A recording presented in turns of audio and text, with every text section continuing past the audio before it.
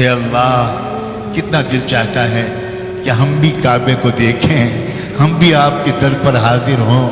اے اللہ آپ صرف امیروں کے رب تو نہیں ہیں، آپ ہم غریبوں کے بھی رب ہیں۔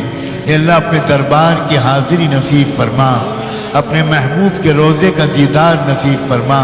کب وہ دن آئے گا کہ ہم بھی بیت اللہ کا طواف کریں گے، ہم بھی حجر اسود کو چومیں گے، ہم بھی ملتزم سے چمٹیں گے، ہم بھی مقام ابراہیم کو دیکھیں گے۔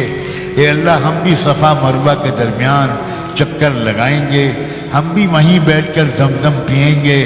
اے اللہ کب وہ وقت آئے گا جب ہم گنبد خضرا کو دیکھیں گے اور روضہ اطہر کی جالیوں کے سامنے کھڑے ہو کر کانپتے ہوئے پیروں سے کھڑے ہو کر صلاۃ و سلام پیش کریں گے اپنے آقا کی خدمت میں۔